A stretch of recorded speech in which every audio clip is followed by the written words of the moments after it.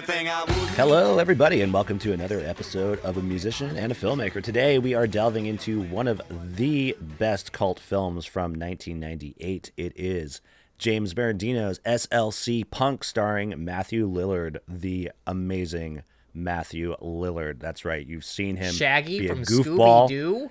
You've seen him be Shaggy. You've seen him be the dude in Scream. He's a goofy motherfucker, and he is amazing in this movie. SLC Is he also Punk. in, yes, SLC Punk. I just spoke over you saying the title of the movie. I'm a horrible podcast host. I love it. Is he keep it also in Hackers? Yes. Okay. Yep. Well, which Yeah. came first? Was it Hackers, then Scream, Hackers came first. and then SLC Punk? Yep, and I think it literally was like a 96, 97, 98, if I'm not wrong. Maybe Hackers was 95. I want to say 94 even. Damn, maybe you're right. I don't maybe know. You're right. I was but a young sperm cell at that point, so I wasn't paying Well, attention to these Matthew Lillard films. I'm pretty sure I saw them at least in that sequence, like when I was a wee lad. So SLC Punk, it is a snapshot, I guess, many snapshots into basically a kind of pseudo autobiographical storytelling of James Berendino's upbringing into punk communities within the very sort of oppressive Mormonized state of Utah in the city of Salt Lake City during the 1980s. It's good that you finally said the word Salt Lake City, because there was a dumb moment I had before I remembered what the movie was about when I was about to watch it last night, where I was like, what does SLC stand for? Is that like a CKY kind of thing? And then I was like, That's funny because right. they don't really mention it like that in the movie, where it's like we're the Salt Lake City punks or something like that. It's just It's kind not of, even that. They don't go they don't refer to Salt Lake City as SLC. They just call it like this place or this town. This shithole. This one horse town I gotta break out of. I'm gonna skateboard out of this town with a pizza and a beer in my hands and a girl on my back. There you go. That's a beautiful image. Yeah, I don't know. I watched this movie when I was a kid. You know, I'm sure the listeners probably really get this at this point. What kind of but kid are we talking about? Were you 6 years old watching this movie, or were you like 12? I was. So when it came out, I didn't see it in line98. I saw it probably like in 2000 or something like that. I'd already been introduced to punk rock as a musical genre. So there's a handful of punk movies that I feel are like the starter pack of punk cinema or whatever. Because there are punk movies out there too, and it's funny because depending on who you talk to that's into punk music, they'll give like different levels of credibility to each of these movies in terms of like how realistic it is in capturing like the true punk vibe.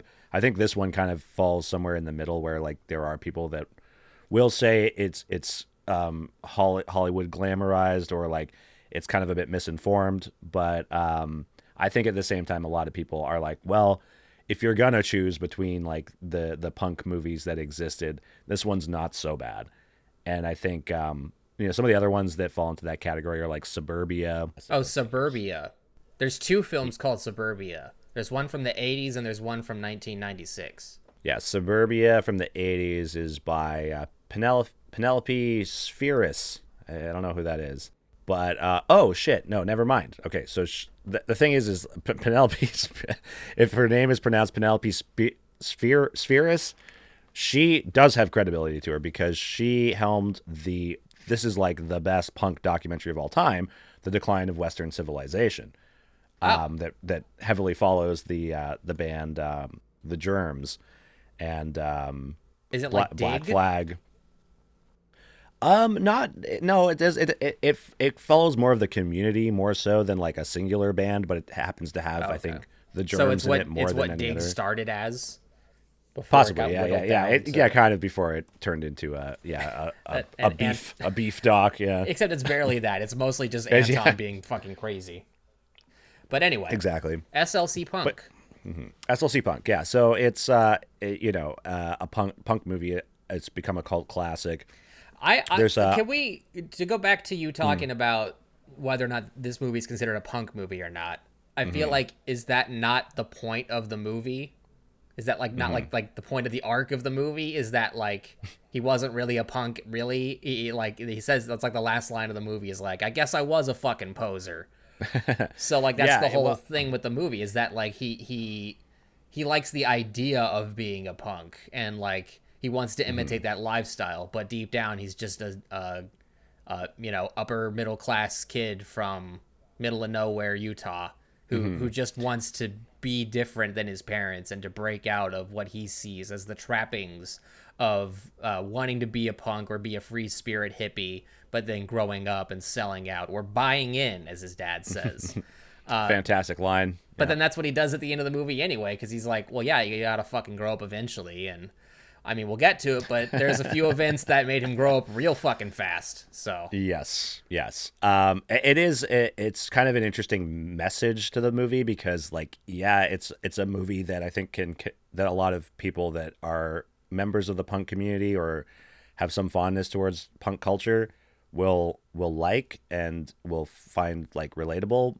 But at the same time, it does kind of come with this critical, like, moral to the story where it does kind of show that more sort of surface level interest that community maybe has. So it's I don't know. I feel like the ending is ambiguous in the sense that where it's like it's not saying that everyone who's a punk needs to grow out of it or like that the whole punk community is filled with posers. I think it's a certain story that follows someone who kind of had one foot in, one foot out. Yeah, I think it's an interesting sort of way to end a movie where it's like kind of leading you in the other direction.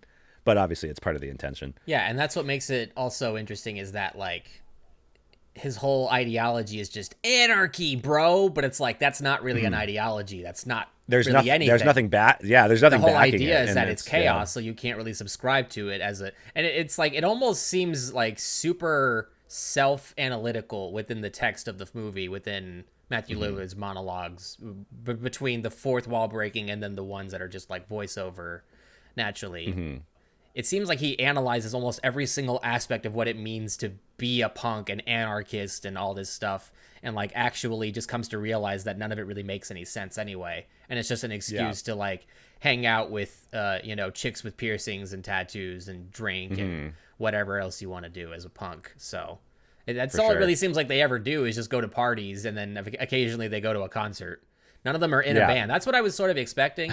I was expecting this to be like, and we're in a band. But that's not, I wasn't expecting it to be like, we got to win the battle of the bands. I was just expecting that to be like a backdrop. Like, I knew this was going to be a hangout movie. And in that sense, I almost feel like this is sort of like this director. What is the name of the director that made this movie? James Marandino.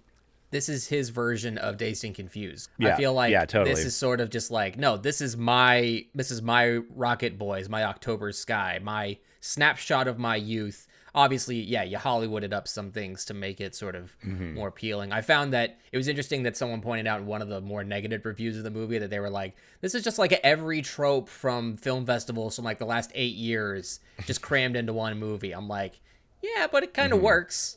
I mean, when you give it the specific setting and the character types and all that, it didn't feel like Oscar bait like a lot of stuff nowadays does, where it's just like they just... The like Sundance movie has shifted entirely. We're almost like now movies like this don't really exist even at Sundance, where like that's the idea, is that it's supposed to be this new environment for up and emerging filmmakers, take their first film to Sundance and you can have a big success story. It doesn't really happen. It's mostly a documentary thing now that you find success with that, or it's like an already famous person makes a cheap movie and then they take it to Sundance and they get a cheap buyout. That's pretty much it. No, but I do think that this movie, it is able to edge out all of that and sort of just be like, it has its own sort of like unique take. Even if it does feel a little generic in places, like the scene when he's introducing everyone at the party to let the camera forth. It's almost like you're at the party, except you're a lot shorter than everyone else. But yeah, it's like an interesting, weird balance. It's also like Ferris Bueller. It's like if Ferris Bueller didn't go to Chicago, but instead, or didn't skip school. Yeah. It's like every day is his day off. And I also, how old is he supposed to be again? He's like 18, like straight out of But like Well, over the span of the story, it starts he's like graduating high school, and then he like he graduated college as well. So so I he is imagine supposed to be like he's mid 20s. he's yeah, like mid 20s. Mid 20s. Yeah. That would explain a lot more about his appearance in this film, Yeah. because he doesn't look like a high schooler. Doesn't. And then they try to make him look like a high schooler in the scene with Shooter McGavin. So I don't know the actor's name, but the guy that plays Shooter McGavin in Happy Gilmore plays Matthew Lillard. He's the main character. Yeah, he's also in Requiem for a Dream, right? It's like the host of he's that the game TV show host. Yeah. Now I gotta look that guy's name up, because he's always great. I eat pieces of shit like you for breakfast. You eat pieces of shit for breakfast? It's like one of the best parts of Happy Gilmore for me is Shooter McGavin's character. But Christopher McDonald. Christopher McDonald. Yes. Plays So the film follows Matthew Lillard's character, whose name's Steve-O. Steve-O! Steve-O. Is that where Steve-O got his name from? I'm genuinely curious. I don't think so. I think that they coexisted at the same time, so I don't think that was... That's true, because they were doing the TV show, like... Yeah, and Steve-O was doing his own stuff before he even got into Jackass and was still using that name. So do you think that's just like a common nickname for people named Steve? Well, the original drummer from Sum 41, whose name was Steve-O as well. So it must be just a common nickname for someone named Steve. But anyway, the movie follows Steve-O and his friend Heroin Bob, who's named ironically Heroin Bob because he doesn't do any drugs and he's super scared of needles. Do you think part of him being named Bob is ties into the fact that he's dressed like Travis Bickle from Taxi Driver, who's played by Bobby De Niro? Yeah, I think so. And then I also thought of like him being the sidekick character and like Silent Bob being kind of like maybe an influence where it's like Heroin Bob. That's true. Know? And it's also just like the ebbs and flows between the two characters. Like they're basically kind of normal guys that do have the capacity to go crazy. Mm-hmm. Heroin Bob even more so. I mean, they're no what was Jason Segel is in this. Jason Segel is in this movie. Yeah. What is his I love his name? character. I think it's Mike. Is it Mike? Okay, yeah. Obviously that was the funniest part to me, was that they had this like polo shirt, glasses, like comb over guy, like, nerdy guy. But I also feel like the most hardcore. Who even someone outside the punk scene, even just seeing that, I'm like, oh, that 100% makes sense, because there's absolutely dudes like that just look completely like nerdy, but then they just go fucking crazy on stage. Yeah.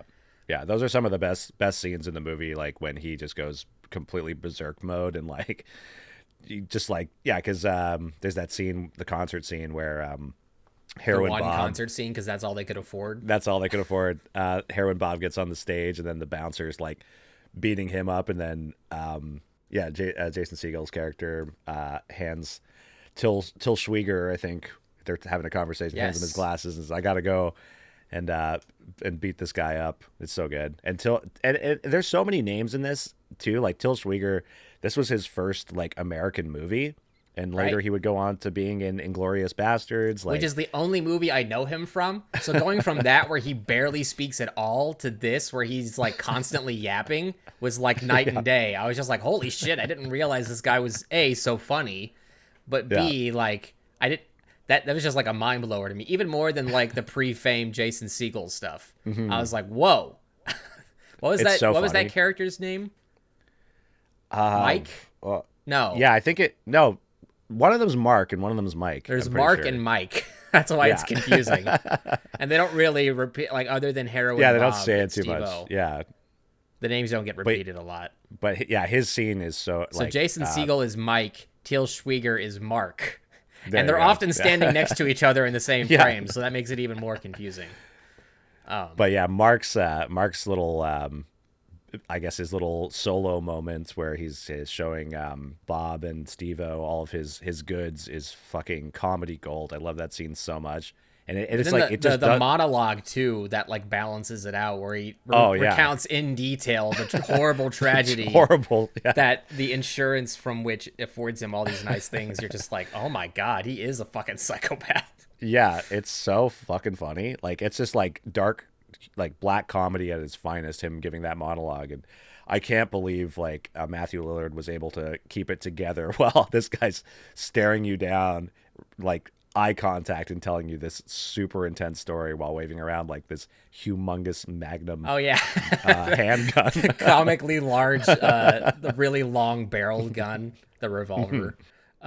Exactly. Which that leads to a great moment when he gets super paranoid because he's a weed dealer. So he gets paranoid that Heroin Bob stole his bags of weed that he can't find, and so he just goes into the living room and shoots the pillow next to him twice to wake him up. And then they all like sort of de-escalate it from there, and they're all like friends again. And they're like, "Oh man, you shot the couch." He's like, "It's okay, I can just buy a new one." It's so funny. That was really good. I also love the bit when they steal the car right after that, and he tries to launch it into the salt lake, and it's too buoyant for the car to sink. Yes, and that's great. He's getting he's getting so pissed only off. Location-based joke in the movie. It's the fact that they steal a car just for fun, just to drive around in, and then to get rid of the evidence, they try to sink it in the salt lake. And they have to explain to him that it won't sink because it's a lake full of salt. And then he shoots at it. He empties his revolver, and it doesn't do anything. They just run away. It's so funny. Yeah. That's why this is an interesting movie because it's clearly a cult classic because you can tell, like the Boondock Saints, you go on IMDb, it has like a 50 Metacritic balanced out sort of review score average. And then the user rating is 7.4, which is like, for IMDb, that's pretty fucking good. Like, you're not on the top 250 at that point, but like, that's what The Shape of Water has. Pretty much every Best Picture winner that people actually like from like the last 5-10 years eventually gets whittled down to like a 7.4. Yeah, it is really like, I think, deserving of its cult status because, like I said, we've been saying it's not like the quintessential punk movie because I don't think it ever set out to be. I think it was just like this guy's take from his very unique perspective. Like, and that was like the whole point of the movie is like, he even says at one point, it's like, I think there's only like 2 or 3 of us in Salt Lake City anyway, you know? So it's not like they exactly had this huge subculture even in this part of the country. And that's part of his character is that he grew up in New York, but then his parents, because of work and selling out and becoming a lawyer or whatever, and then divorce, they move out to Salt Lake City. And it's like, he probably wanted to be at CBGB every night. He didn't want to be in fucking middle of nowhere Mormon country. So exactly. I as someone who grew up in a very white part of suburbia, I can relate. Because the closest you can get to the action here is just you drive to Dallas, you drive to fucking Tulsa, depending on which one the band you want to see booked. Because you don't really want to do both. I mean, you can, but I mean, God, why would you want to? I really like this movie. I wouldn't say it was like, 10 out of 10. I think I did give it just like a maybe like a 7.5, but I just put a 7 because it was closer to that than an 8 for me. But because I think maybe it's because my sensibilities are used to more of like a structure. This did sort of feel a little scattershot. Like there are some scenes that come in later that you're like, why wasn't this way earlier in the movie? Like the scene where they go to meet Bob's dad in the cabin. You're like, there's only like 15 minutes left in the movie. Why are we doing this now? Like, you can set up Bob's character more gradually throughout the movie, which they kind of do. Yeah, it's true. What's interesting though is in terms of like the framing of the film and the way that it kind of jumps between stuff like that. Watching the DVD with the director's commentary actually kind of helped put that into a different perspective, which was that James Arendino was kind of talking about how it's kind of like having a web browser open and you've got like these various tabs and you're like clicking on different ones to kind of say like, oh, well, now I want to find out a bit more about, Bob's story or like, his take on this, or I want to look a little further back or and see like it's what like led to this. the horror anthology VHS where you just pop in a different VHS and it shows you a digital recording from a pair of modern day spyglasses, and you're like, why is this on a VHS? That doesn't fucking make any sense. Who would go out of their way to do that? How did you even get this clip? He was dropped out of the sky by a vampire prostitute. Anyway. Yeah, there's definitely like some sort of, I guess, areas that I can see people having issues with the way that the film is built in terms of its framework, but I think I don't have too many problems with it. I think when it comes to hangout movies, this like sort of perfectly balances all that stuff. Like it never dries down enough to make you feel like the structure of it is weighing it down. Like it's jumping around to all these different things that keep it lively. And it's also interesting that this isn't mentioned more often when it comes to like indie breakouts, which this wasn't like a huge box office hit. If anything, it probably made less in the box office than it cost to make. But like, it's bizarre that this doesn't get brought up more often because, I mean, it's not like, I don't know. You would assume it would be like in the same breath as something like Clerks when you talk about like the indie cinema of the 90s. I agree. Yeah. Especially because this was made for $600,000. So not even $1 million. $800,000. Was it 800? Okay. Well, $800,000 because, and I don't know if you know this yet. And the commentary must have revealed this because the fucking Google AI did. The commentary did, because that was the amount that the executive producer could negotiate. The executive producer being Mr. Jan de Bont. No shit. Yep. Well, now this is the point where we bring up the fact that you're dressed like Dusty from Twister, or like any of those truck drivers who were driving their truck down the tornado-ridden highway. The guy who fucking blew up in the oil tank or whatever. Yeah. Yeah. It all ties together. It all ties together. That's great. Oh, by the way, we should point out, we didn't mention this during the episode of Twister, but now that we've brought up Jan de Bont, I revealed to both Tony and Jordan, and maybe this, I think Tony already knew this beforehand, but I was like, holy shit, I just realized that that's the same guy who was the cinematographer on that horribly terrifying, unsafe 70s movie, Roar, which is about just like all these fucking giant wildcats and like just these terrified humans that are constantly getting scalped for real. Like Jan de Bont. He got scalped by a fucking wildcat, and then they had to get like over 100 stitches in his head just to get his scalp reattached. So the fact that that's the guy that made Twister makes a lot more sense. Makes perfect sense. In hindsight, 2020. But yeah. Can you imagine if he had made SLC Punk, it would have been like Lords of Chaos. Except he probably could have gotten some actual money to make it.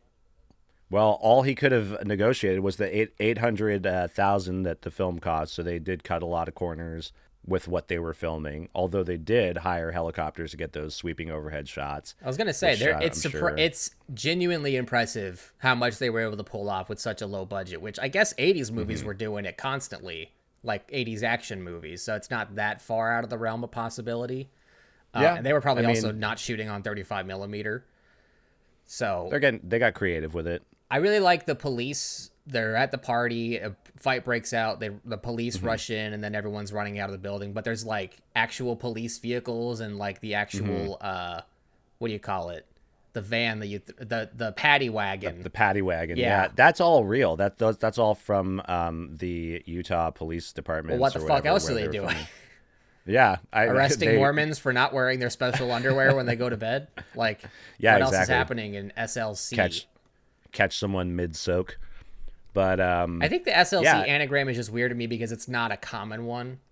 It's not like NYC, LA, or even ATL. Like Chicago doesn't really have one because it's short enough that you can just say it. But like, maybe it's just SLC, like people that are from there say that or something. You know, maybe like I mean DFW. That's not that uncommon, I don't think. But that's also two cities just mashed together. So I mean, what can you do? Yeah, I don't know. I mean, like honestly, Salt Lake City is pretty much off my radar. It's off everyone's radar because it's in the middle of fucking nowhere. Yeah, the only connections I have to Salt Lake City are through punk because there's this movie, obviously, and then there's the Dwarves song, "I'm Not Going to Salt Lake City," which is just a song about how they never want to play in Salt Lake City and they'll never go and perform there, which I believe to this day they never have. You know, I think this movie has a lot of like clever things in it, though. Like, you know, because I watched this when I was like a teenager, and it was pretty rad. Me and my punk friends like, you know, liked it a lot. And I feel like there's also like a mirroring in it for me and like one of my best friends that I grew up with. Like, we almost kind of had like a Steve-O, Heroin Bob kind of like relationship. Not quite as hardcore in some ways. I mean, like, I won't get into the details to incriminate anyone here, but it was very much like how they have that scene at the end of the film where they're kind of showing them as kids, where it's like Heroin Bob kind of shows up and is like, listen, like I got this tape from some guy, check this music out. It's like I had a friend who was kind of like into doing things that were slightly different than, like your mainstream culture. And then one day it was like, I don't know, I can't remember what it was specifically, but I remember him like showing me some, punk that wasn't like, Blink 182 or something a little more legit. And I was like, holy shit, this is really good. And that kind of like spawned this, this kind of interest from both of us to get into it. Interest. Yeah, lifetime interest. And then also finding out about punk communities and then becoming like a part of that. And I mean, in many ways, like, my own sort of punk journey mirrors like Steve-O's in the sense that there was this kind of time where it was like you had to go all in to be, considered a punk. You had to like do the whole, dress up game and stuff. And it became one of those things where it was like with time, it was like, this kind of feels hypocritical with, whatever, you feel this is representing, right? There is a point where you have to be like, well, can I still be a punk if I like all this other shit that's not like considered punk? And then, the logical answer that most people do come to is like, abso-fucking-lutely. Like, you can do whatever the fuck you want, and that is ultimately what the punk ethos should be. And if anyone has a problem with being different and straying from the herd, you punch them in the fucking face and tell them to punch them in the fucking face. Fuck off. It's my life, not yours. So it's like that, and it's really funny too because like I'll tell a little story here that's hopefully not too incriminating, but that friend of mine, very similar to Heroin Bob, in a bit of the opposite, that he did like every drug under the sun, but there's something to be said about punks like not liking doctors and going to hospitals and stuff, because like the whole opening scene in the movie where Heroin Bob punches the mirror and gets this horrible infection in his hand and just like lets it go on too long to the point that he's like, needs to be basically quarantined. Yeah. This friend of mine, he ended up getting in a fight and he got punched in the eye. And it turned into this like horrible infection. This guy's eye was basically like hanging out of his fucking head. And I remember like showing up at a party and seeing him and be like, holy shit, dude. Like, your eye is hanging out of your fucking face. Like, you need to go to the ER like right now. And he's like, fuck that, man. I'll just have a couple more beers. It'll be fine. It's like, no, dude, that's definitely not going to help. Like, you need to go to the hospital. I even sent this guy, like, I got a cab. I'm like, here's the money, take this guy to the hospital, make sure he goes into the ER. And apparently he fucking just dove out the door like halfway through the drive to the hospital and then went running back to the party and kept drinking. And it wasn't until like weeks later that he finally ended up going to the hospital. And to this day, he's got like permanent vision loss because of that. And it was very close to him losing the eye. All because the dude was punk as fuck, for better, for worse. Definitely in that case for worse. Just burn down a church. I mean, come on. That's not punk though. That's black. That's metal, bro. That's a whole different level. It's true Norwegian black metal. Black metal. Yeah. I was trying to think, were there any more qualifiers to that fucking genre? Yeah. But yeah, I find like that the movie's kind of relatable in that sense. So it does bring me an extra level of I don't know, interest while I'm watching it and engagement because of that. But I think also it is a well-crafted film. Like I totally get the cliches that are in it and stuff like that. And it does like fall into the like John Hughes like category, Richard Linklater, all that shit. At times, Say it again. It's Richard Linklater. Thank you.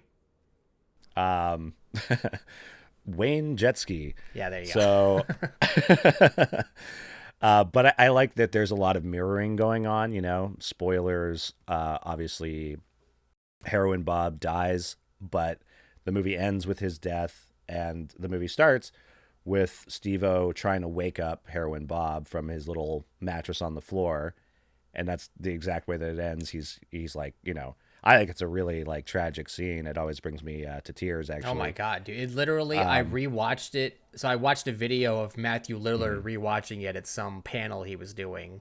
Like, he was just talking about the scene, and then the people organizing it just replayed the scene. And you could tell he was just like, come on. But then after it, he was just like, yeah, I fucking killed that shit. Yeah. I'm proud of that.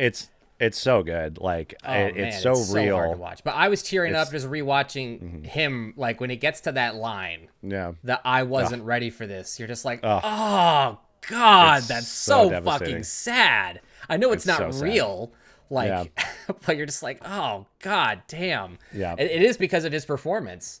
Just the place that the very real place that he brings it to. And when you hear him talk about it, he's just like, I don't know if his dad had died or if they were just in a bad place. Yeah, he didn't die, but he used that as his kind of fuel for that sadness. But Right. yeah, his dad was alive at the time. Yeah.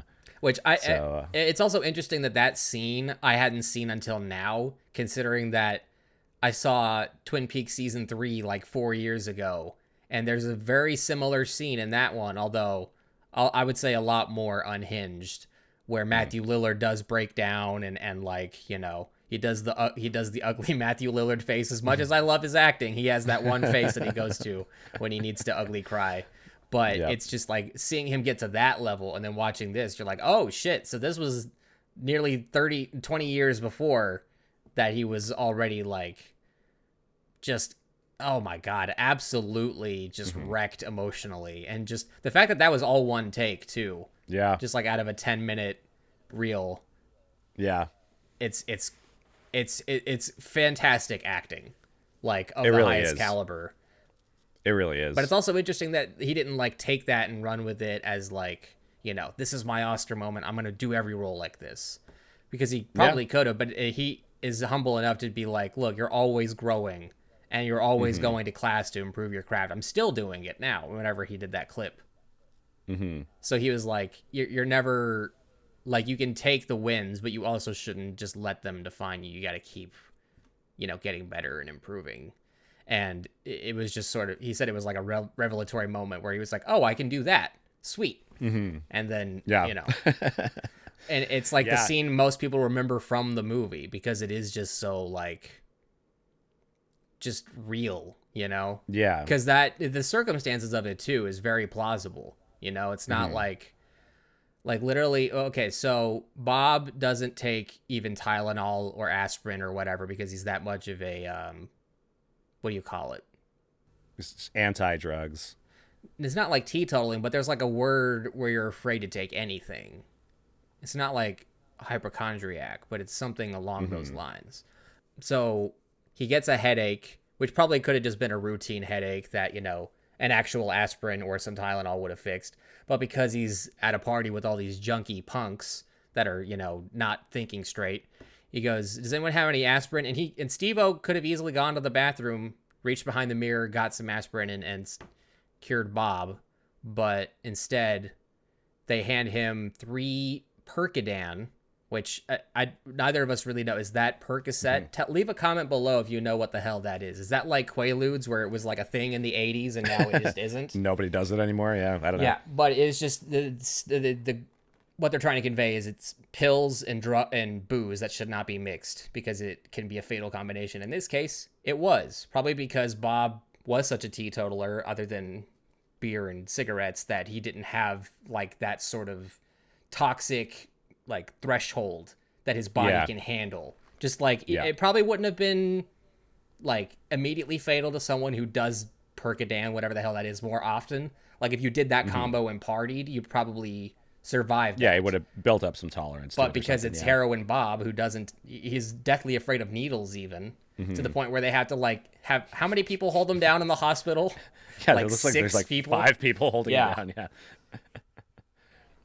It's just, it's oh obviously man, too it's much so for him. like just the casual nature of how it happened too. Like he has a whole episode in the bathroom, but I don't think it was a bad reaction to the drugs. I think it was just more like where he was emotionally at that point in the movie.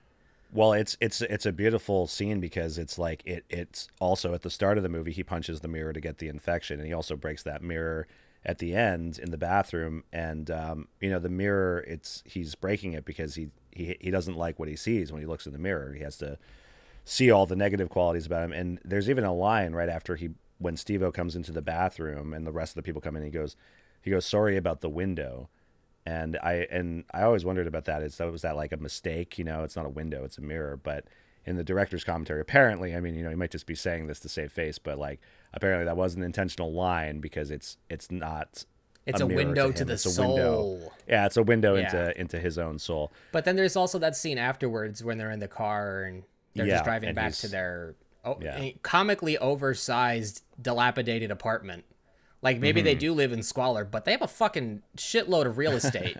Like, But it's You know, interesting though, because that's not actually too far out of the realm of possibility. I 'Cause, mean, in like, Salt Lake City, it's understandable. I'm sure the even real like estate isn't yeah, well, even when I used to live in Ottawa, like, 40 there years was like later. these I'm sure it's not much punk different. squats and stuff like that.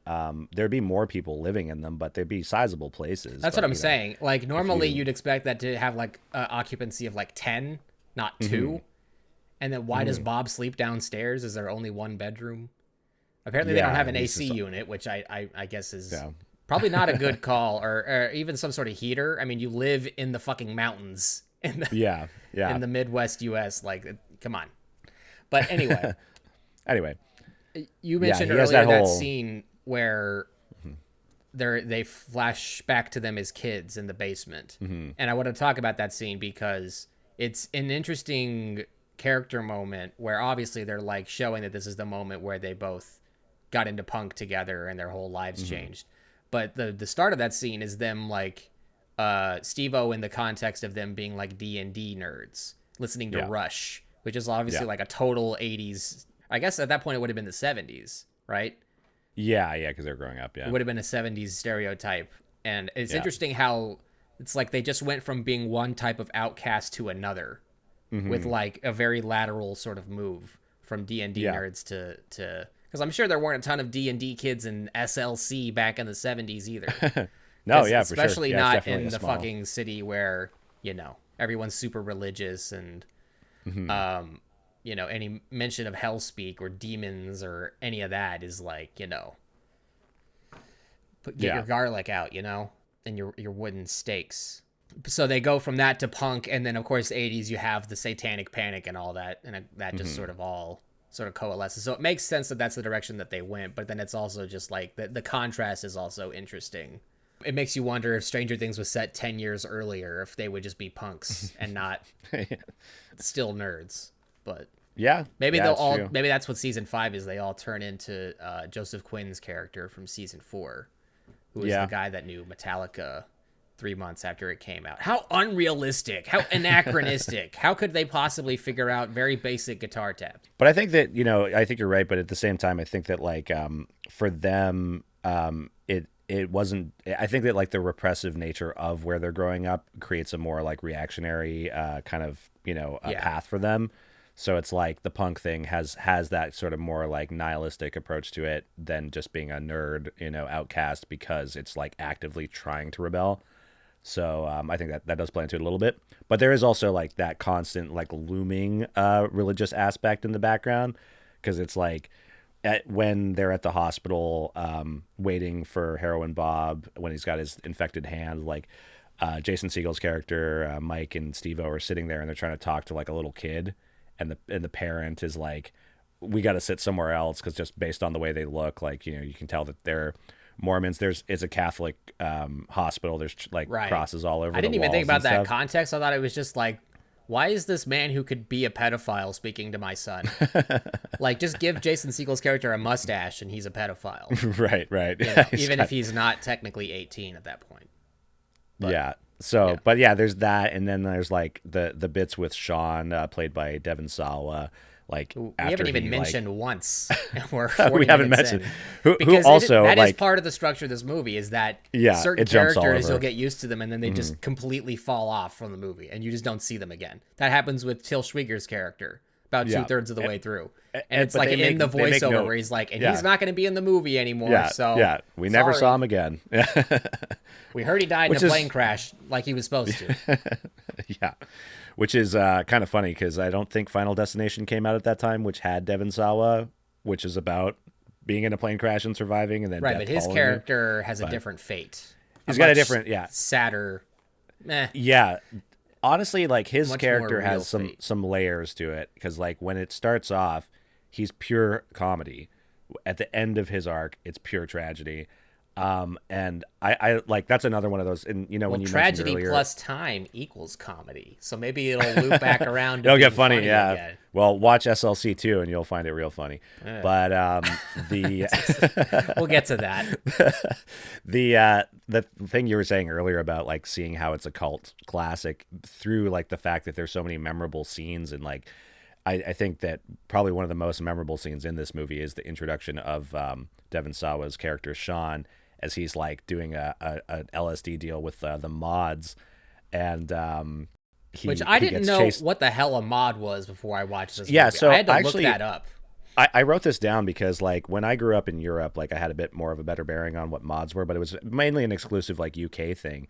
And I did watch actually like around the time that I watched SLC when I was a teenager, I'd also just watched the movie Quadrophenia by the band The Who, which is all about like the mods versus the rockers and how there was this kind of whole turf war going on between But is them. that essentially what the mods were? Were just like dudes that were into rock music that were just slightly more unkempt, or that dressed like teeny boppers, but then they would dress with like they would do drugs and shit. They would dress in trench coats and ride on scooters and stuff, and yeah, they kind of like had mutual interests, but kind of not. And you know, it's Quadrophenia is a pretty interesting movie in itself. I would recommend to anyone that hasn't seen it if you want to get a better kind of vibe of the mod community. It's also one of the mod leaders, I believe, is played by Sting, the Sting from the band The Police. But back to the scene with Sean. He's doing this drug deal, and then the school cop shows up, and then he starts booking it through like the football field, and the sprinklers cause the leftover LSD packs in his pocket to melt in through his pants and into his skin. Which, I mean, he's just a bad acid dealer at that point. Because if you don't wrap your shit in aluminum foil, what the fuck are you doing? I mean, come on. You should know better. You should know better. You want the integrity of your blotter to last. It's just paper, okay? But apparently, a lot of these like little, you know, vignettes of these side characters are based on real people that the director and writer James Brandino did know in his growing up, and apparently the stories are, you know, a little bit exaggerated, but for the most part are based on things that happened. So who knows? Maybe the guy was just a shitty LSD dealer. Point being, it soaks through his skin, and it's like 100 hits of acid all at once. Yeah. And they said so it he was gets like fried for. it was like 2 weeks before any of them saw him in person.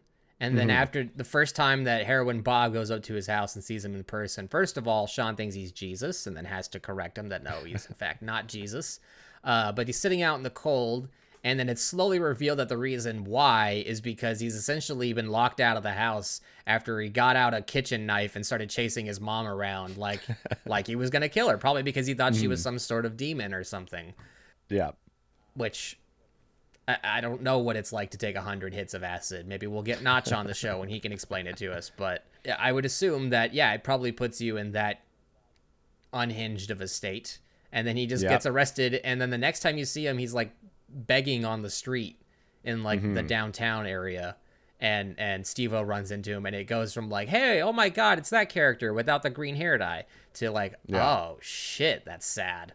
I mean, not as sad as the fucking ending of the movie, but like, no, it's like, damn, just, like reality hits you like a train.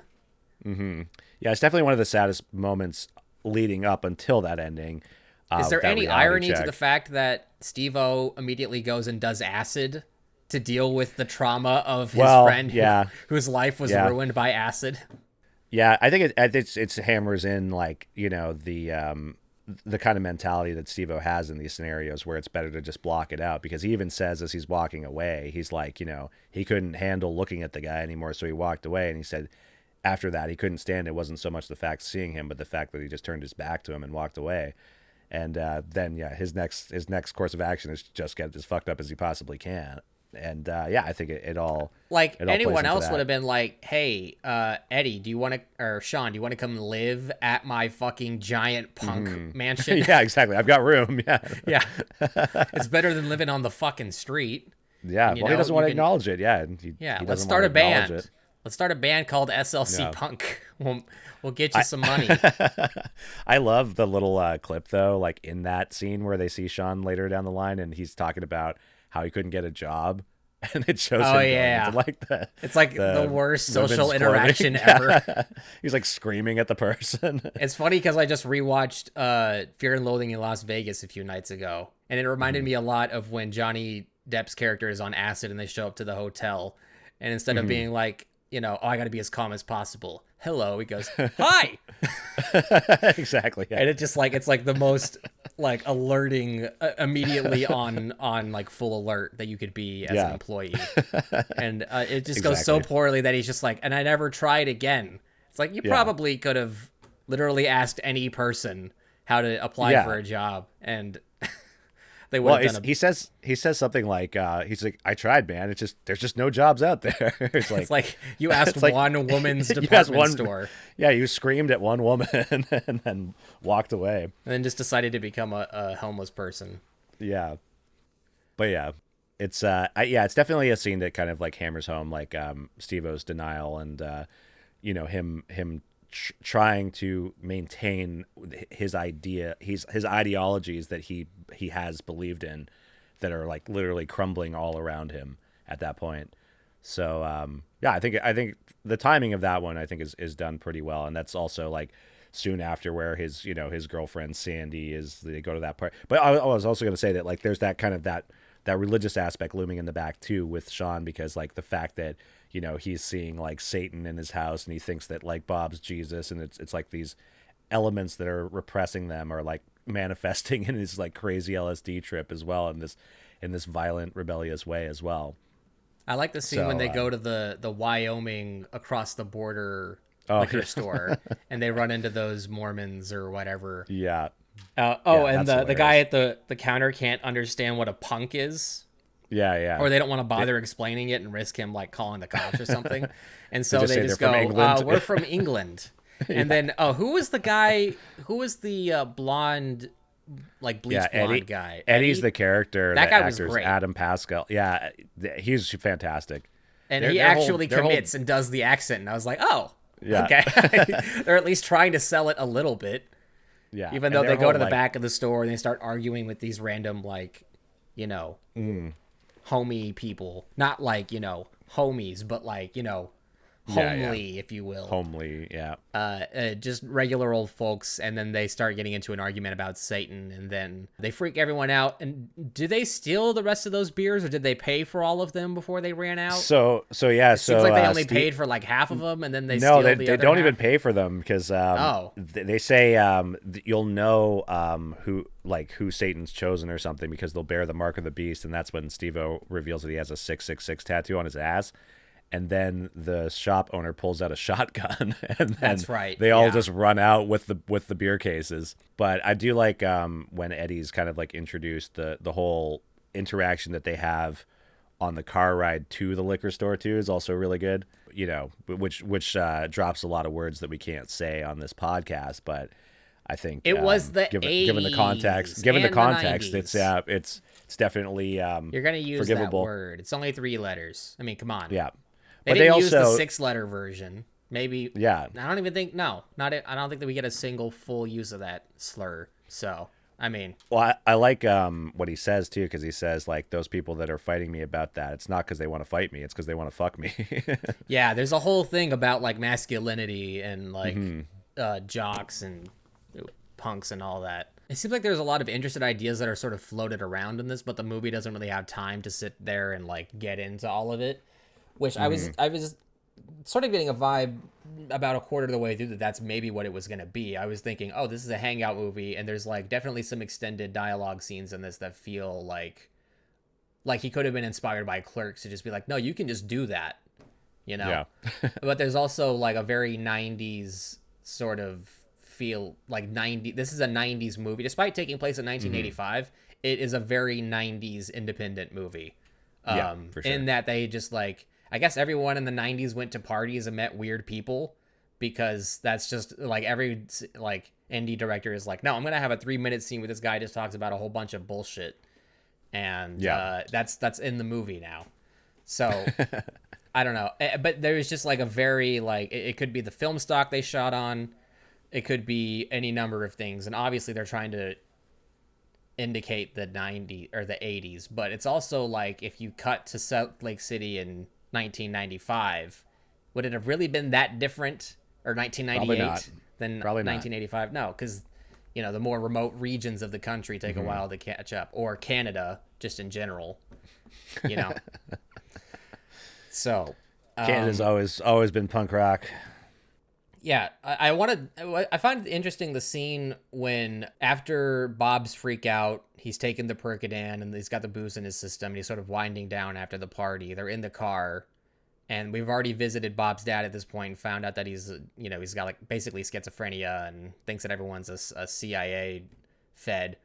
And Bob has this moment where he's like afraid that he let his dad down. And Steve-O is just like, I think he let you down, dude. Like, he really didn't do what he was supposed to do as a dad. And that's why you sort of ended up here. So it's just like, but it really does sort of highlight how they are basically just like kids because they never really got to grow up the rest of the way that they should have probably. To kind of switch gears, what do you think of Steve-O being a Harvard law like applicant against his will? Not even that part, but just the fact that he's smart enough to get into Harvard. I'm like, I like it. How are you that smart, but you're also stupid enough to do all this dumb punk stuff? Like, I understand you're only a kid, but like, here's the thing is like, I get like how that could come across as being like a clash of two different things. But like, when I was saying that it kind of reminds me a lot of me and one of my friends, like this friend of mine who was more like, definitely more like of your traditional punk than I was in terms of like doing all the drugs and going to every punk show and getting in loads of fights and like, just basically being a general menace to society. They got like the fucking best grades in my entire high school. Like that, I was friends with this guy since we were like 7 years old, and they were like the best student in the class, but at the same time was expelled from every single school down in the coast of southern Spain where we grew up for doing horrible. He ended up going to got sent to a boarding school in Switzerland, where he ended up getting expelled within a month of going there because he freaked out and stabbed another kid. But best grades in the class. So I'm like, you know what? Do you think it's part of it is just like I'm punk at the core, so it's like I could succeed, but what's my motivation to? Like, you know what I mean? Like, why even try? Because the result is just going to be something I don't want anyway, or like I'm too smart for school. I've already figured it all out. I'm just going to go do what I do, and that'll be my version of success is just being able to do whatever I want without the expectations of society, man. I think it's hard to pin down exactly, but I think that could be part of it. I think also another side of it that you could look at it from is that like, I think that with great intelligence comes like an acceptance of like apathy, because you do kind of realize ultimately that things are not as important as people are saying. Because I think intelligence is obviously measured in a variety of different ways, but I think critical thinking is a big one. And I think the more of a critical thinker you are, the more questions you ask, and sometimes that kind of disassembles things, and certain structures that have been built that way don't like to be disassembled for their own personal reasons, but someone that is inquisitive enough can kind of do that. So I think that it's kind of this weird blessing and the curse, where if you are hyper intelligent in that way, you're going to end up ruffling feathers because you're going to look into stuff and you're going to question things. They want you to just be another brick in the wall. Exactly. All in all. Exactly. Well, that's the most punk band of all, Pink Floyd. Yeah, exactly. And that's what makes Steve-O an interesting character, because it's like he doesn't have like, it's just enough apathy to be like, fuck society and fuck America, man. But he's not like, he doesn't talk down to anyone. He doesn't think that he's better than any of these people, any of his contemporaries in the punk scene, because he isn't, like he may have a certain intelligence quotient, but at his heart, he's still just a kid who likes to get fucked up and, and whatever else you do as a punk. Apparently not playing a band. It's just, I mean, come on, you're shown like an ensemble cast in a movie about punks in the middle of nowhere. Wouldn't that be like the whole thing? Like, and then we started a band, and then things got complicated. Man, why can't we just go back to the way things were, where we just hung out? But I'm glad I didn't do that. But, to add to your point, though, about him not sort of talking down to people, that is true. He doesn't do that. But the one person he does sort of see as lesser, or he sees himself above, is his Except dad. for his dad. Yeah, that's true. He doesn't talk down to anyone else because he doesn't think that they're squares like his dad. Yeah, even his mom, he's pretty nice to. Yeah. If anything, he blames his dad for the divorce and all that. And that's actually kind of an interesting twist to that scene, where they are sort of giving him this, like, think about your future talk. And then they reveal, well, you guys are divorced anyway. And it's like, oh, well, that explains a lot. This is how we got to this point. But he does talk down to his dad because he thinks his dad is so lame and square and he's sold out and all that. But it's also like they do, yeah, like kind of going back to it, his dad and his mom did seem to just sort of be like 60s hippies. I mean, they straight up said, we went to Woodstock and, etc. Yeah. And maybe that could all just be like conjecture or just like a story you tell your kid to make a point. But it does seem genuine. It does seem like they came from that sort of like flower power, free love part of American history and then sort of transitioned into it is like that sort of interesting 60s to 90s dichotomy where they would just start bringing in these like middle-aged hippies from the 60s to start making corporate decisions in like the music world at least. And so they would maybe be in that same generation, but also they just pivoted more to like an even more square thing to do, which is to be a fucking lawyer. I don't even know if they specified what law he practiced, but like you do see where his dad is coming from on one, like, no, there is common ground between us. You're just not listening to me. Like if you actually listen to what I'm saying, you would probably agree, especially for someone who's supposedly as intelligent as Steve-O, despite his name not. You think he went by Steve-O when he showed up to Harvard Law? Probably not. But I mean, it's a perfect example of how reactionary he is. It's like changing your name to that to kind of to dumb yourself down, right? I love how huge his first mohawk is too. Yeah. It's like it's so big that even the wig that he's wearing can't stay perfectly still when he moves his head a bunch. I know, it's so funny. You can see the bald cap like rippling on the sides. But okay, yeah, it's funny. Okay, let's talk about quality of the image then. Now that you bring up things that you can mention, yeah. So like that you can notice.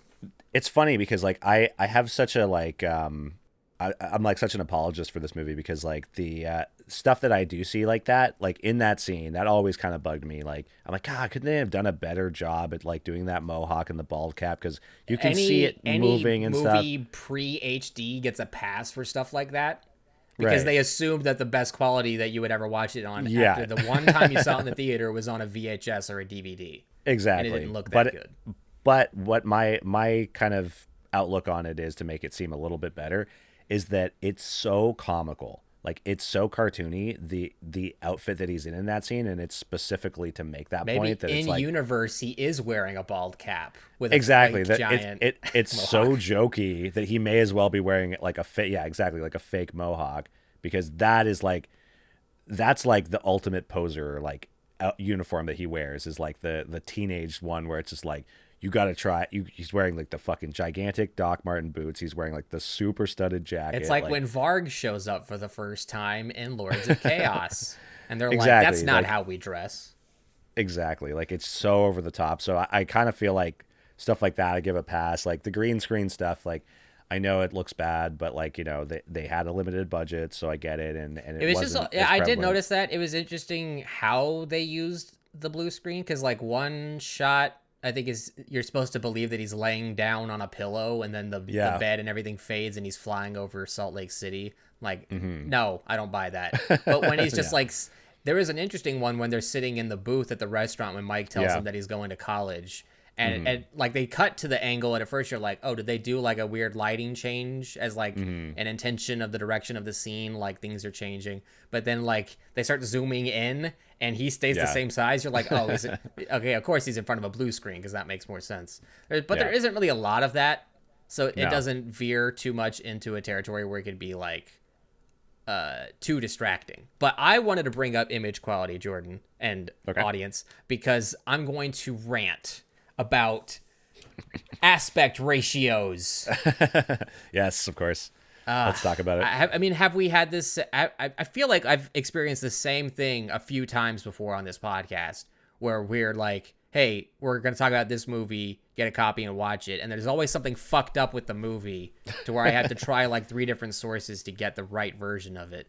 This movie was very frustrating to watch at first because I relied on our sponsor, Tubi, our unofficial sponsor who gives us no money, but we talk about him enough.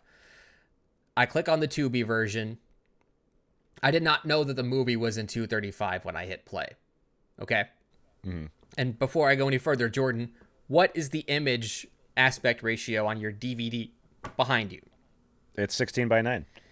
But is it 235 or is it full frame widescreen? It's not full. Let me see here. It's I'm 235. saying, is it Yeah, it's okay? 235. So it's Yeah. not a pan and scan. Like they actually show No. the bars on the top and bottom. Yeah. And that's a DVD. It's a DVD. So how do we go from that to me paying the money on Amazon Prime because I go on the Tubi version and I'm like, oh, there's no bars on the top. And then there's like the opening scene where they kick those rednecks. And the way that they pan and scan, it literally pans over to like the point where you can see like the black bars or the black bar of the edge of the frame. But it's in the movie. God. And I'm like, what happened there? Like, what, huh? Like, did the editor just fuck up and they didn't have enough? Oh, it's too far on the left side of the frame. We got to... No, but then it's not even really that important because they just run away after they beat them up. So I'm like, what is happening? And then it gets to the opening credits, and those are in 235.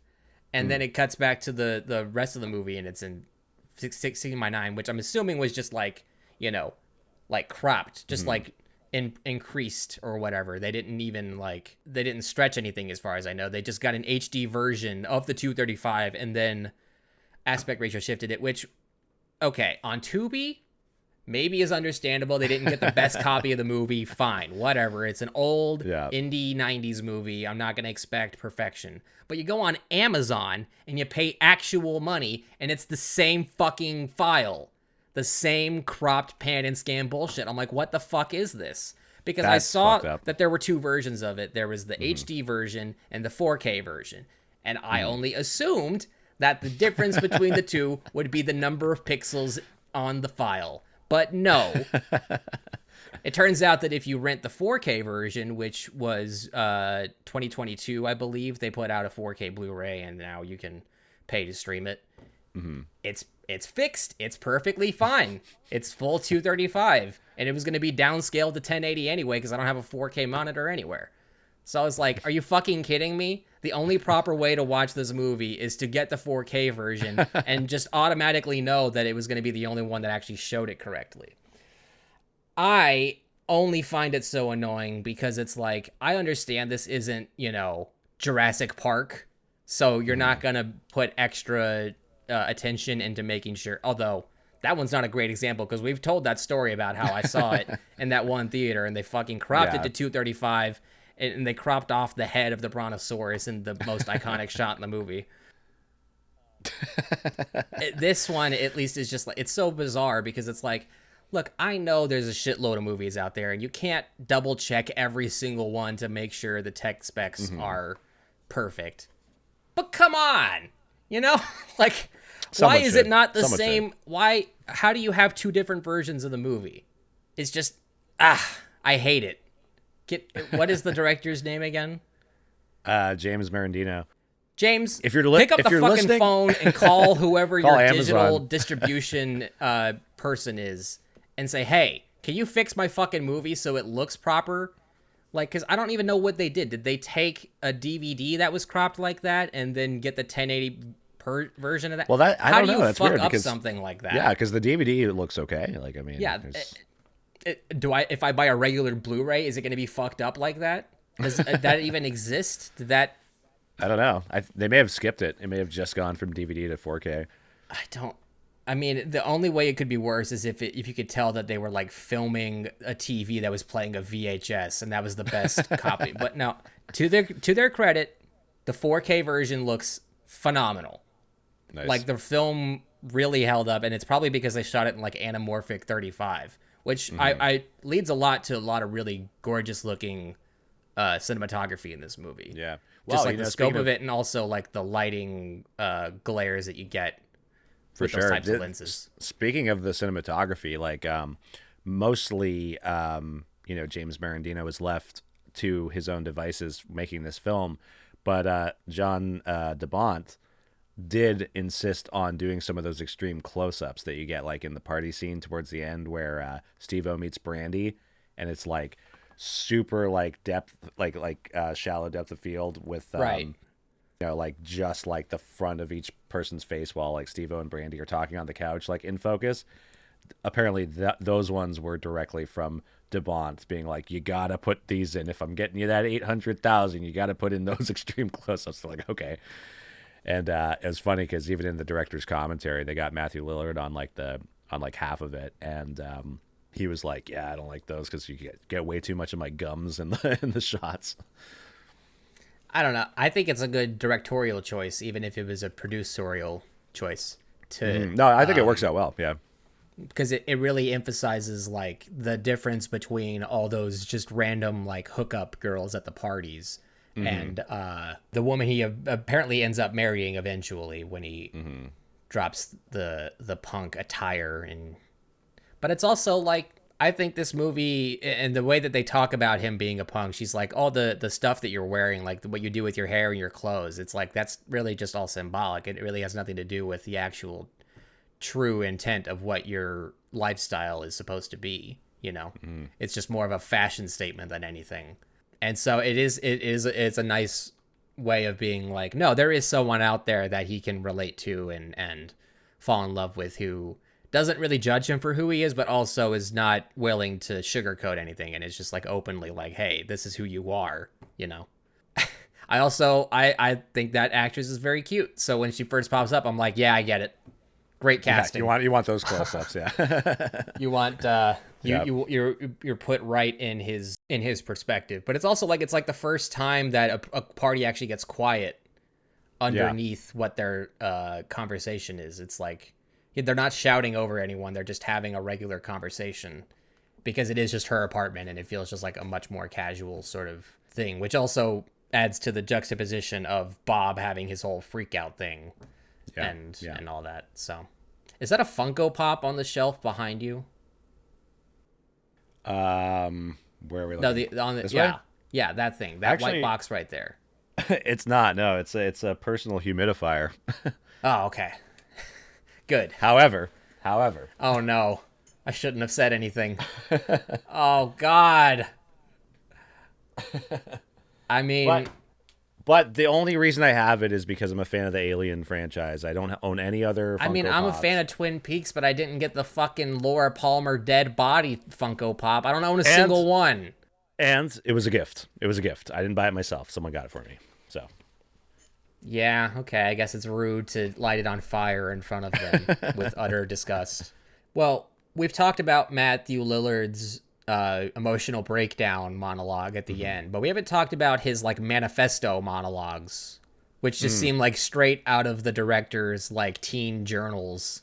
Yeah, you know, that he had as a teenager. Like it definitely just seems like he's just going off, and it makes me wonder, like, because there's jump cuts in like one of those scenes when they're at the mall and he's monologuing. It makes me wonder, did they have a lot more in the script that they just whittled down in post? Like, do you think that the wall of text that they gave Matthew Lillard to read was even longer and they just shaved it down to like the most essential parts?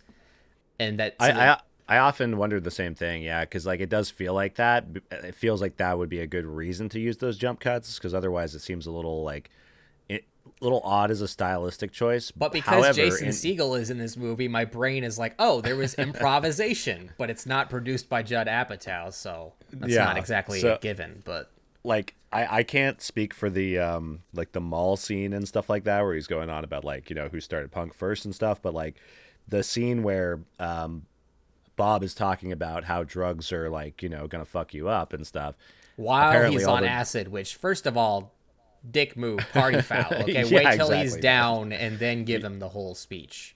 Exactly. Yeah, that's just that's uncool, man. But the jump cuts in that scene were specifically because they had a lack of coverage.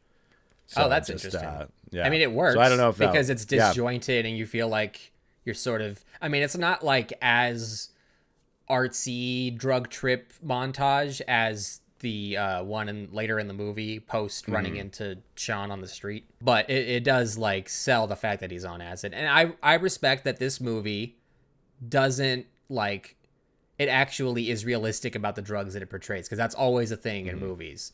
Like like it always goes back to the cigarette dipped in acid from Once Upon a Time in Hollywood. It's like, that first of all is not a thing. And second of all, even if it was, it would not work. It wouldn't do anything. No, you would maybe get a little bit of it, but like you'd have to actually probably soak the tobacco leaves in the acid more than anything. Yeah. But You have to soak maybe when the you filter in the acid.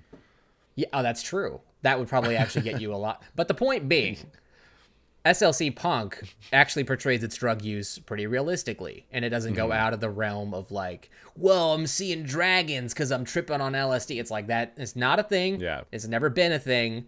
And I mean, unless you're on whatever the hell Sean was on, the 100 hits or whatever.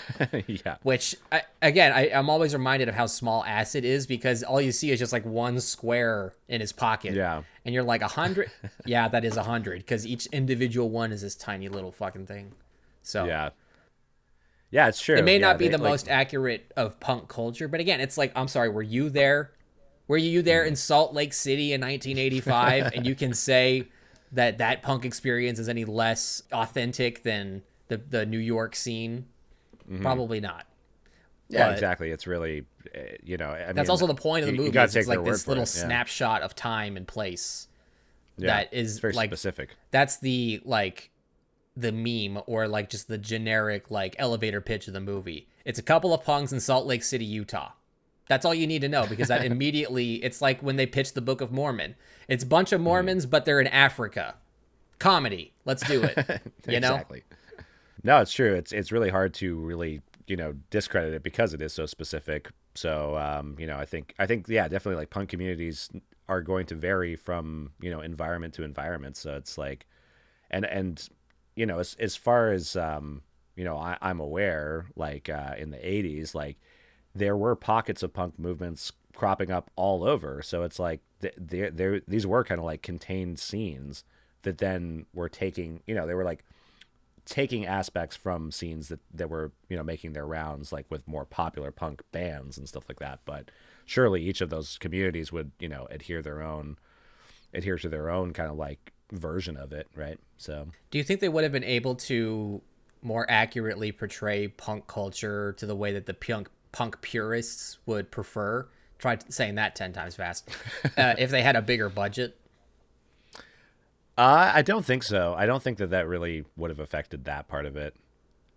I think maybe with a bigger budget, it might have actually even worked to its. It may have gone the opposite way, because that scene with like the punk concert, even though like I kept thinking like, oh, like they're probably trying to shoot it from this very specific angle to make it look like there's a bigger crowd and like this. But then the more I thought about it, I was like, this isn't like a film that's trying to show like a popular rock concert. Like it wouldn't be uncommon for there to be just like some shithole venue that may or may not be just in like the basement 200 of some people other thing. all crowded together in one. Yeah, exactly. pit, Like, but that is exactly. smaller than the size of the room, because they all just want Totally. to be in that massive Exactly. limbs. Like that and wouldn't be bones. too uncommon. Like I've when I was more heavily involved in the punk scene, like there's shows that are happening in people's basements, and like there's maybe only like fucking 15 people there, but some guys who aren't, they just started their band 3 days ago, they're playing some punk shit, and if the vibes are right, everyone's having a good time. So it's not crazy uncommon. I think with a bigger budget, they may have been like, well, let's put more people in here, let's have some sweeping shots of the crowd. It's like,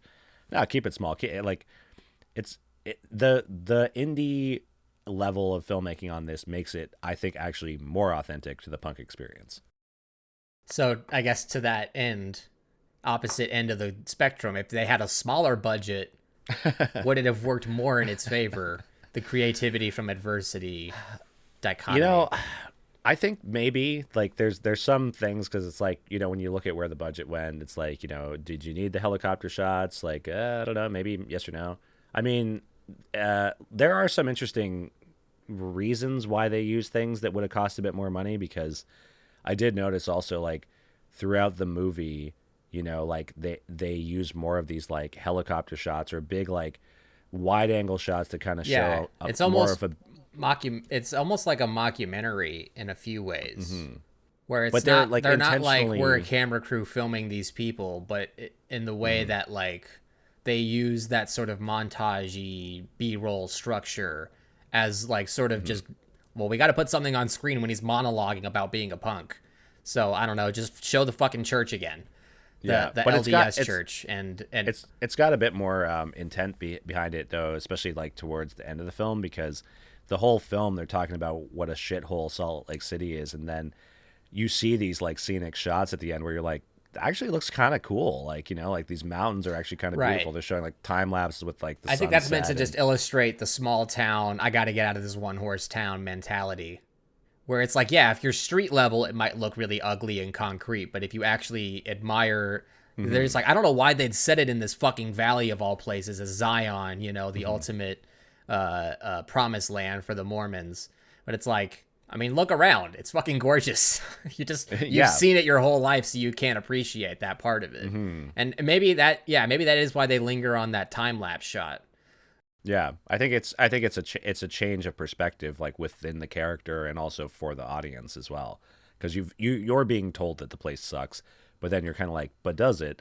And it's kind of like Steve-O's realization that maybe what he was living wasn't exactly what he thought it was until that was put into a different perspective. So, but it's also there is an interesting like juxtaposition, like in the scene where him and his girlfriend are up on the mountain or on the hill or whatever, and they're like taking the big look around, and the only thing you can see in the background of the shot is some like really ugly industrial park. So maybe that is just like the directorial artistic way of framing literally that juxtaposition of them being like, you know, look at all this nature, but also look right down there.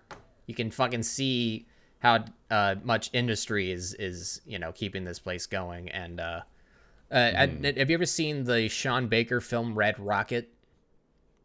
Yeah, it's a great movie. You know what I'm talking about when they every time they like go out to a place of nature and then you just look across wherever they are and it's just like this giant concrete structure and you're just like, ugh. I mean, what do you expect from Texas City, Texas? I mean, what the fuck? I know Oklahoma City's a thing, but that's like the fucking capital of the state, all right? Texas City is a shithole in the middle of nowhere. I think it's definitely interesting that they use that in that moment, like with him and Sandy, like doing all the acid, because it's like, that is kind of like the lowest point where, you know, she's literally saying like the best way to enjoy this place is to just have it all burned down. And there's kind of like that, like, I don't even know if it is legitimately like the fucking same shot from Terminator 2. It feels like it is, like in the background, the green Apparently screen, it like, is. It is? Yeah, That's what they said. It might be.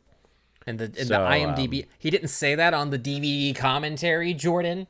Oddly, he was quiet throughout that part because I was waiting for it. I was like, "Are you gonna tell me this is because it looks the same?" Maybe it was like an under the table kind of thing, and he's like, "We'll let you do it, but you can't tell anyone that we let you do it. Yeah, we don't want to piss off James." Exactly, but the other James. But I also found that interesting. Do you think that was blue screen, or do you think they just literally chroma keyed like the sky behind her, especially with that crazy like wig that she was wearing? I'm like, that's impressive. If they were just able to like get a blue sky. It felt kind of chroma keyed. But I don't know. Like I said, maybe that was like a trick, like the background of them on top of the mountain. Oh, maybe was the matte, and they did actually do it on blue screen. That's one of the blue screen effects that isn't insanely blatant and stands out. I just think it's a really good movie. I think it's like a little gem, you know, that I guess not too many people know about. It'd be cool to see like more people in the modern age get into that movie, because I do think it's a lot of fun. It is kind of like you said, it's very of its time in terms of its cinematic storytelling design and some of the more like cliche things that go on, but for what it is, it's great. I think it's a very engaging story.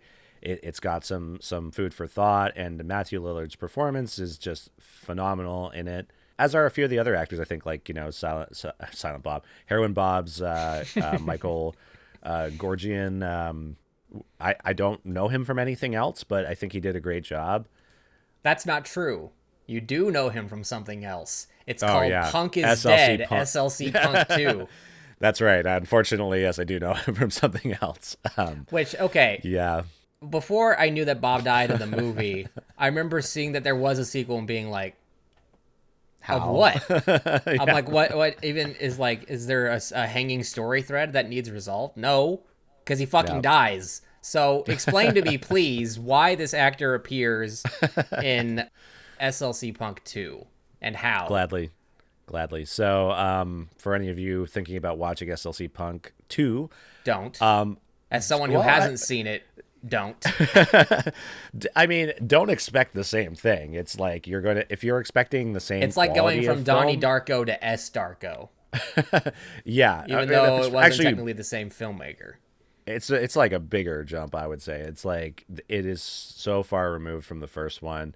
I mean, kudos. It's like going from for the Blair Witch Project to Blair Witch: A Book of Secrets, or whatever the hell it's Book called. of Shadows. Book of Shadows. And I would still even go as far as to say that it's still worse because Wow. there's some weird fondness that I have for Book of Shadows that is inexplicable, but the SLC2, the rationale behind Heroin Bob being basically the main character in the movie after he's died in the first one is he literally comes back as a ghost, and the whole movie, instead of having Steve-O narrate it, is being narrated by Heroin Bob's ghost, where they have frequent cuts to him back in the old punk squat with just white makeup on his face and eyeliner around his eyes to give him sunken eyes. And it's shot on like shitty HD. It's shot on digital cameras, and he doesn't have a real mohawk like he did in the first SLC. He's got a glued on,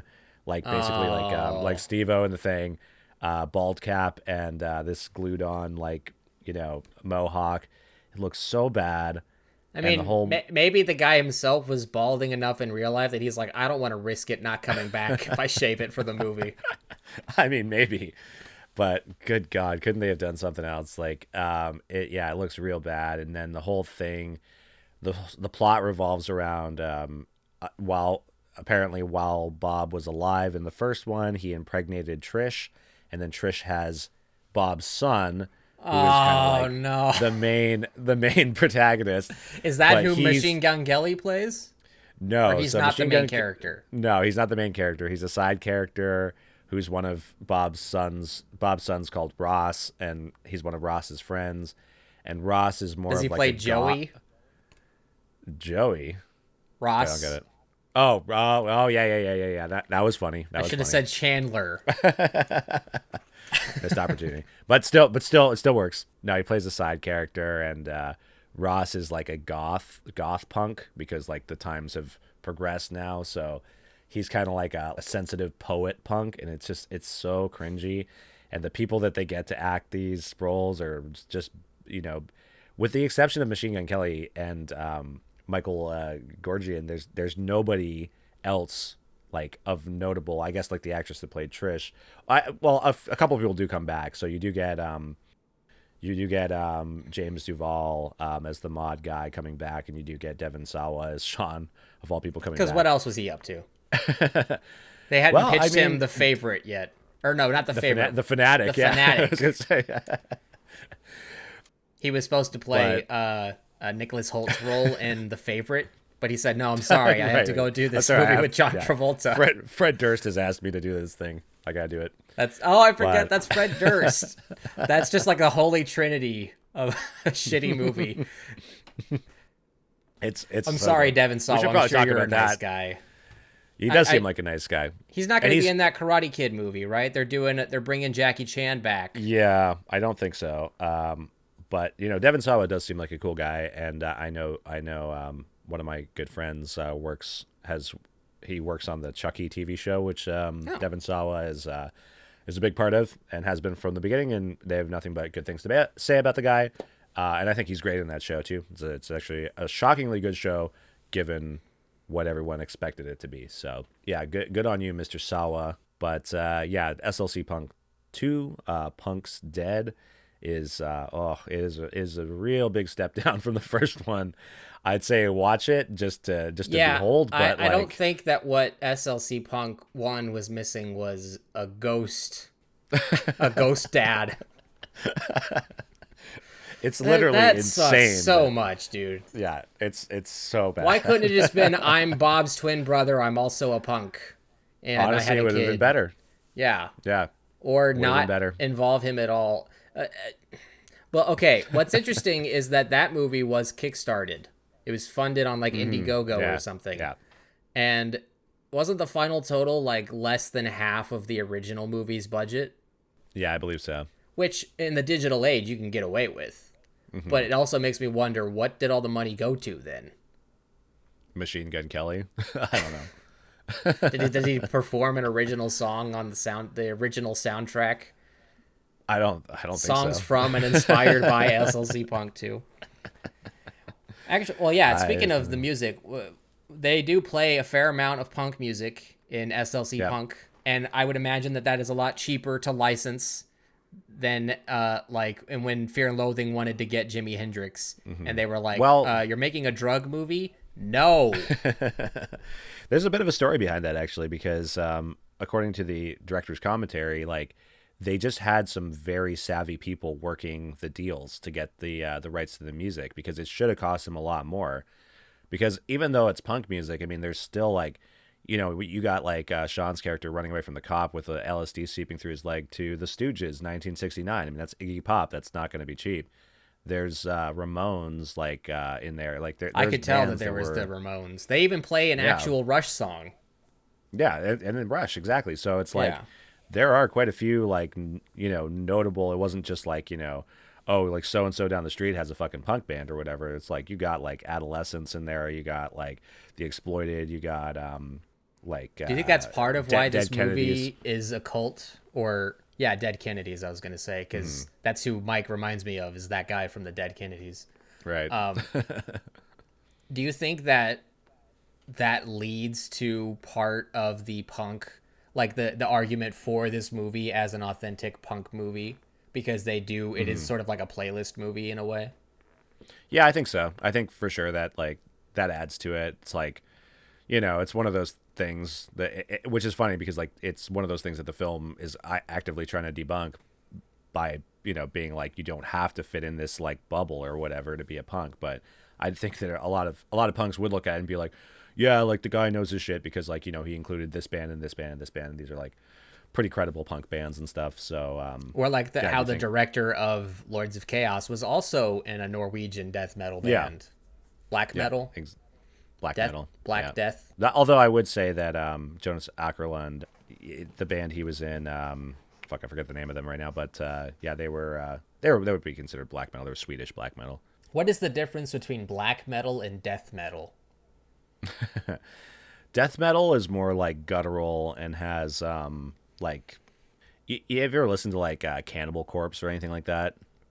Yeah. That's more death metal, where black metal tends to have more screechy elements to it. It's a bit more dissonant. If I were to put it, like how you described one as guttural and the other as dissonant, as if those aren't like almost synonymous. If I were to put it in like layman's terms, like death metal is more palatable than black metal. Okay, I'm gonna forget immediately after we have this conversation anyway. So, Bathory is the band that Jonas Åkerlund played drums in. Do you recommend any punk albums to go along with this movie, or songs, or artists? Mm-hmm. Yeah, for sure. Like I think it's a pretty neat thing that they do in the opening credits, is they've kind of like recreated like a lot of punk album covers with like the names that are coming up and stuff like that. But it's not even so much as just like erasing like the name of the band or whatever and then putting like the credit on top of it.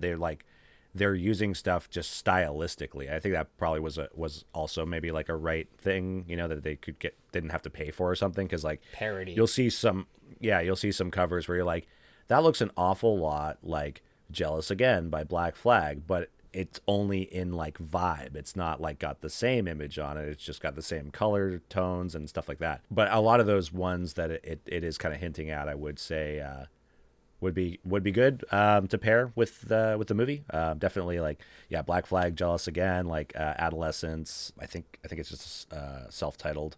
The one that has Amoeba on it, fucking awesome album. The Exploited. I mean, anything by the Exploited. I think like the fact that they use sex and violence as like the theme for opening it up is a fucking phenomenal, like it's almost like a theme song for the movie. So The Exploited would be anything by them. Maybe not an album to like. I think go and just listen to the SLC Punk like soundtrack. It's got enough good shit on there. Like that's a jumping off point. Yeah. All right. Well, I am glad that you recommended this movie, because it seems like a movie that I should have known about and maybe and maybe that's why I thought there'd be a band element, because I heard the name SLC Punk and assumed that was a band. Mm-hmm. But no. Did anyone start a band called SLC Punk after this, or not to my knowledge? But Not too late. do you think this movie inspired any punk bands? Because it is so Possibly. sort of antithetical to the lifestyle. I mean, I would say there's definitely opportunity for that. I'm not aware of any bands personally, but how does this overlap with post-punk? I think that it overlaps in the same sense that post-punk kind of carries a similar arc to what Steve-O's experiencing in the film, where it's like kind of refinement and moving into something that's new territory that some might consider more mature. So I think it lends well to the idea of that. I think personally, I'm not as big of a fan of post-punk music as, like classic punk music, but how do you feel about pop punk? I mean, I'm now, far enough removed from being in any form of bubble that I am comfortable listening to stuff that I as a punk I wouldn't have listened to or even given like a second, like Paramore, or even call back to the other episode. Churches or any of that stuff. I wouldn't have, if I was as dead set on punk as I was when I was a teenager, I probably wouldn't have even gotten into Animal Collective. So maybe Hot Lindigan. Yeah, I was gonna say maybe like Dance Manatee and like Forest some of their more Gospel. abrasive shit. Yeah, that may have been there, but thankfully I was of the mindset that you can be punk. In fact, maybe even more punk if your interests extend outside of that bubble. So, how do you feel about punk? steampunk or cyberpunk 2077? I played 10 minutes of Cyberpunk 2077. I hated it, and I turned it off and never played it again. Steampunk, to be fair, haven't given enough time. Any Borderlands experience? I do love BioShock Infinite. Is that what I'm thinking of? They both kind of do that, don't they? Yeah, they both kind of, a little bit. Yeah, never Borderlands, played I think, is more post-apocalyptic, but dystopian. Post-apocalyptic. Ooh, there you go. Are there any more types of punk that we haven't covered, or should we wrap this up? There's like loads of different types of punk. Well, then let's wrap this up. Yeah, let's wrap it up. So watch it. It's a great movie. I'm glad, Greg, that I finally recommended a movie that you actually enjoyed. And it's true. Hopefully that I hadn't already seen, like Terminator 2 or Enemy. Yeah, I was gonna say, is there even another one that you recommended that I hadn't seen that I did end up liking? Yeah, I think I have 3 now, which is Terminator 2, Enemy, and now SLC. But that I haven't seen. Was this the first one that I hadn't seen? I think this might be the first. Yeah, amazing. But I mean, you now you got to find a documentary. The G.G. Allen documentary better fucking rock my socks off. Oh, you're in for a treat on that one. I'm assuming that's going to be your next movie, since I think you want to punish me for making you talk about... what did we even talk about? Twister? We had a good time talking about Twister. Oh, yeah. I've never had a bad time talking about anything on this show. It's always good. I mean, maybe the Arctic Monkeys album, but... Well, it's, I'm glad that we talked about it. I'm glad we watched it. And if you want to sort of undo any of the magic that has been bestowed upon you from the first movie, watch the second one. Can you please show the audience what your hat is, if it's possible? Oh, let's see. Let me see here. Maybe I'm going to say turn it towards the wall so it's in more of a shadow. Nope. It's just completely... You got to get a real camera at some point for this show. Oh, God. No luck. Okay, well, it's a... there you go. Mr. DNA. Mr. DNA. And to tie into that, reason I made you show the hat is because I have not seen Jurassic Park 2, The Lost Kingdom, or whatever it's called. The Lost World. Because the first one is so good, why would I want to sully that with something inferior? Same with The Matrix. Never seen any of the Matrix sequels because the first one is so good, and I know that it never gets any better, so why bother? Well, to be fair, the second Jurassic Park is the second best Jurassic Park movie. Probably because it's also a Spielberg movie, like directed by Spielberg. But it's not necessarily a good movie. It just happens to be the second best Jurassic Park movie by default because the rest are absolutely terrible. I mean, it's the Jurassic World 1 is terrible in the same way that The Force Awakens is, where it's like it's a serviceable movie, but that's because it's basically remaking a movie that was already that already worked. And they're not changing. If you want to see a movie that absolutely doesn't take the same formula as the first one, check out. Don't do it. Punk's dead. No. Just watch another good movie like the first one instead. Watch Donnie Darko. It's been long enough, you know. Watch Suburbia and watch The Decline of Western Civilization and watch Quadrophenia. And watch the Linklater Suburbia, too, because I think that also has to do with punk culture. Yeah, watch both of them, yeah. And Slacker. Although Slacker's kind of boring. It was his Sundance darling or whatever, his first feature, much like SLC Punk. So, I mean, there's merit to all of it. He just didn't exactly knock it out of the park swinging like Mr. One more time. Tell us the name of the director. Mr. Marinara Sauce did when he made this movie. Maybe we'll get him on to talk about the sequel and just roast him the whole time. I got to listen to this commentary because it seems like a hoot. It is pretty funny. Matthew Lillard shows up halfway through because he just overslept. He comes in apologizing to everybody. And then halfway through, Michael Gorgian has to leave because his plane is departing. So they kind of like swap seats, and that it's funny. All right. Well, that's gonna do it for this month on a musician and a filmmaker. We'll be back eventually. I mean, it may be May. When you least expect it. June. It may be December. I mean, who knows? Hopefully, we can stick to the monthly format. If we want to actually retain our audience. Yeah, our newly founded audience. By the way, to all the new subscribers, thanks for joining us after the Panda Bear episode. Stick around. We have plenty of shit to talk about. Plenty of guests that we can get. Maybe we might have used up all of our good guests by this point. But hey, the future's unwritten. We don't even know what's going to happen. That's true. I mean, if we actually cared, we would have made the effort to put out episodes the month after our numbers started spiking so that the algorithm would have continued to like us. But we don't play by other people's rules. No. We do our own thing. Exactly. So subscribe to the Patreon. It's $50 a person. All right. Thanks for watching. We'll see you next time.